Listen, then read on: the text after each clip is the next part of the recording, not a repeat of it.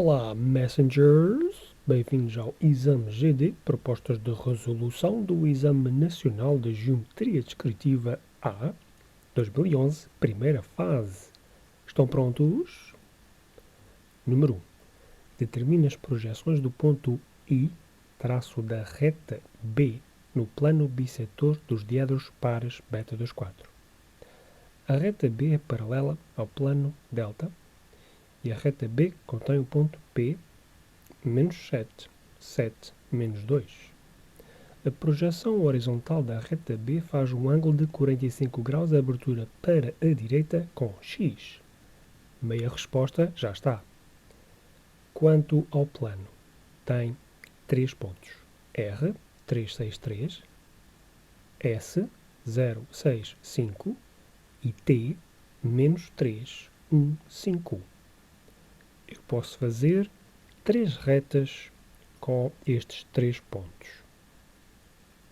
Fiz uma reta com os pontos R e S. Reta C frontal. Fiz outra reta a passar em T paralela à reta C. Portanto, eu criei 2 retas frontais para definir o plano delta. Agora, eu vou fazer uma cópia da reta B concorrente com as 2 retas C e D.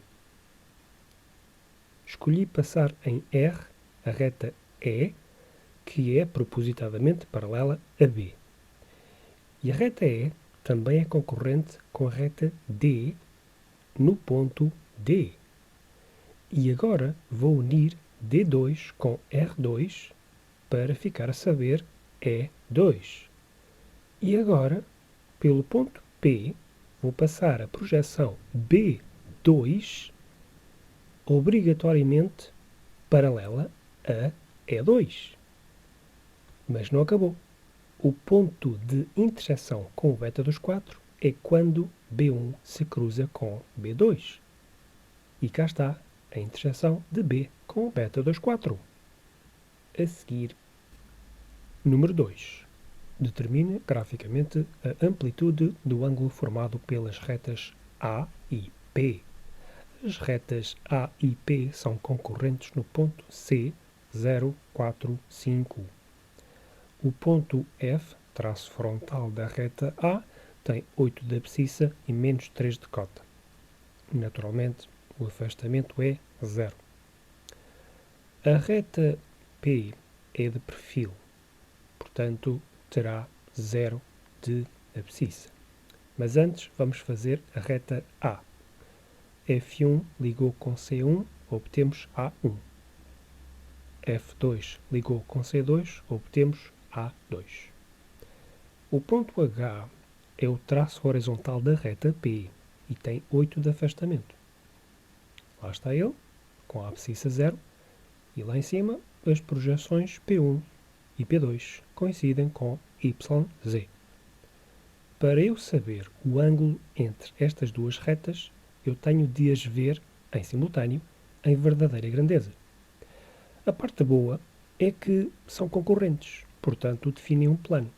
E se eu descobrisse os traços do plano formado pelas 2 retas? É fácil. Descobri o traço horizontal da reta A. E como eu já tenho o traço horizontal da reta P, posso descobrir o traço horizontal do plano formado pelas 2 retas. Em conjunto com o traço frontal de A e o ponto em X, onde passa H de delta, obtenho F de delta. Agora estou pronto para rebater. Decidimos que o H de delta é a charneira. E isto facilita porque o ponto H e o ponto H' estão na charneira. Por isso, já estão rebatidos. Ou seja, já rebati um ponto da reta P e um ponto da reta A. Agora vou rebater o ponto C, que é comum às 2. Fiz o triângulo de rebatimento a partir de C1.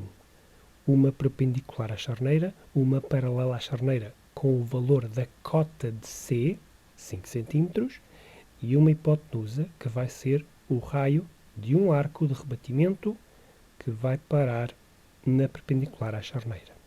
Lá está C rebatido. C rebatido liga-se com H rebatido e obtemos P rebatido. Depois liga-se com H' rebatido e obtemos A rebatida. E agora sim estou a ver a verdadeira grandeza das retas e descubro o ângulo que ambas fazem entre si. Está feito. Número 3. Representa, pelas suas projeções, um prisma triangular regular situado no primeiro diedro. As bases do prisma estão situadas em planos oblíquos perpendiculares ao béton 3. A base ABC está contida no plano alfa, cujo traço horizontal faz 40 graus, a abertura para a direita com X. O ponto A, 1, 3, 0, é um vértice da base referida. O A tem cota 0, significa que pertence ao traço horizontal de alfa, cujo grau nós já conhecemos, 40 graus, abertura para a direita. Os planos perpendiculares ao béton 3 têm traços simétricos relativamente ao X. Então, fazemos f de alfa também com 40 graus para a direita. O', 3, 10, 9, é o centro da outra base. Então, para achar o centro da base que está em alfa, temos de fazer o eixo do prisma, que será, forçosamente, perpendicular a alfa. Por O'1 passei P1 perpendicular a H de alfa e por O'2 passei P2 perpendicular ao F de alfa. Agora eu preciso de descobrir a interseção de P com alfa. Então vou usar um plano auxiliar vertical θ, que contém a reta P, e vou intersetar θ com alfa à moda clássica. F de θ cruzou F de alfa, produziu o ponto F. H de θ cruzou H de alfa, produziu o ponto H. F e H vão constituir a reta I. Quando a reta I cruza a reta P, obtemos o ponto O. Aí está, o centro da base ABC. Está na hora de rebater o alfa. Decidi que o H de alfa é a charneira. De imediato, o ponto A já está rebatido e o ponto H também. O ponto O vai ser rebatido com o triângulo de rebatimento. A perpendicular à charneira já existe, a paralela à charneira mede o mesmo que a cota do O, e a hipotenusa, que está aqui, vai ser o raio deste arco de rebatimento que vai parar na perpendicular. Ali fica O rebatido. Com centro em O e abertura até A, fazemos uma circunferência dentro da qual faremos um triângulo em verdadeira grandeza. Esta é a base ABC rebatida. Agora vamos contra-rebater a base para projeções. Vou usar duas retas. Uma reta B que passa no ponto B rebatido e O rebatido e uma reta C que passa no ponto C rebatido e B rebatido. Reparem que ambas as retas, B e C, têm pontos no H de alfa. H' da reta B e H duas linhas da reta C. Estes pontos, porque já estão na charneira, já estão contra-rebatidos e projetados. Ambos têm cota 0. Agora, vou contra-rebater a reta B. H'1 foi unido a O1 e obtive B1. De B rebatido, fiz uma perpendicular à charneira até chegar à projeção horizontal B1 e obtive a projeção do ponto B1.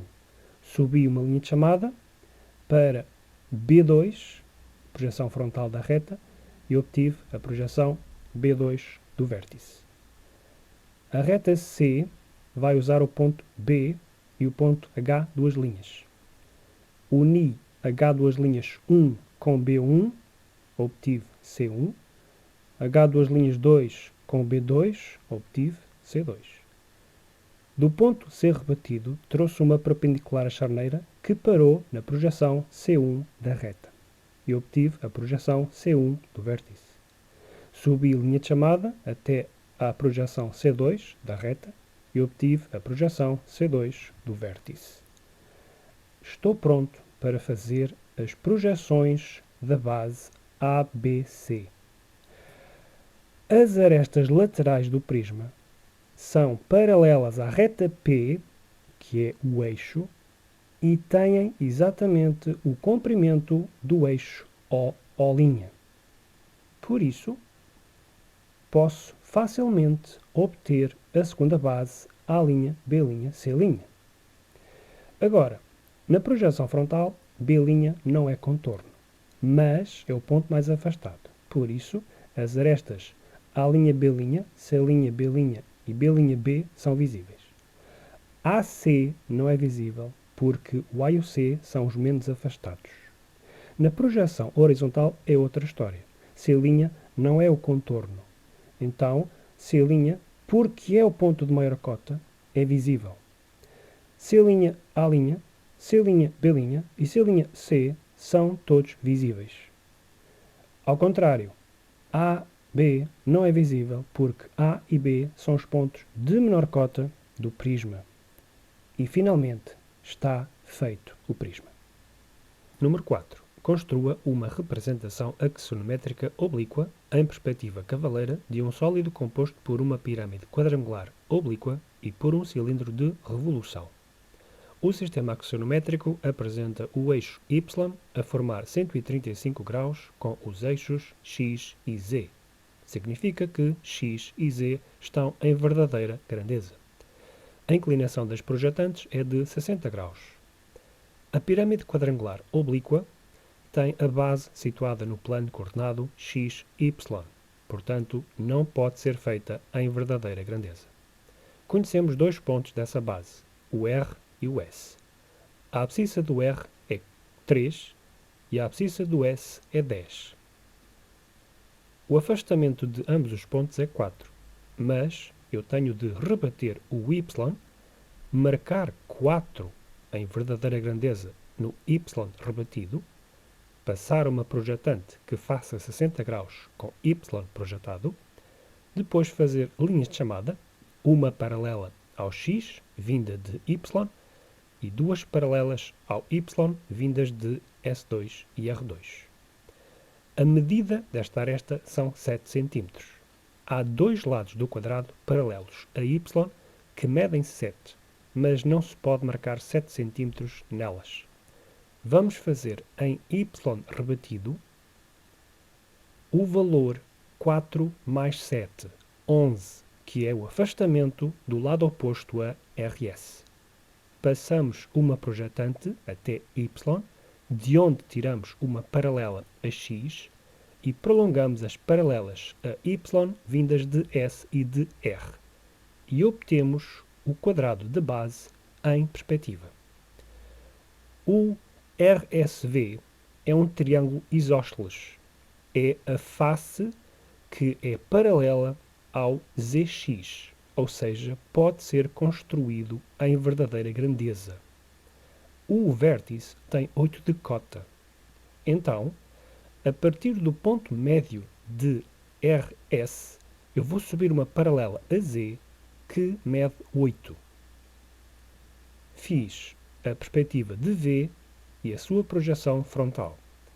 Assim, posso unir o V ao R e ao S para fazer essa face que é um triângulo isósceles em perspectiva e faço a união de V com os outros dois pontos da aresta mais afastada da base.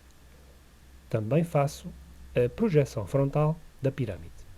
Quanto ao cilindro, tem uma base situada no ZX, significa que tem afastamento zero e pode ser feita em verdadeira grandeza, e o raio é 3. O ponto V é o centro da base de maior afastamento. Então, vamos fazer o seguinte. Com o centro em V, fazemos uma circunferência com raio 3. Depois, com o centro em V2, fazemos outra circunferência com raio 3. Por V e por V2, vamos passar linhas perpendiculares ao eixo do cilindro para descobrir os pontos de tangência por onde passam as geratrizes do contorno do cilindro. Cá está, a passar em V e lá atrás em V2. E assim temos a perspectiva completa do cilindro. Para completar, vamos dar destaque às arestas visíveis do sólido resultante. E cá está, tratadinho.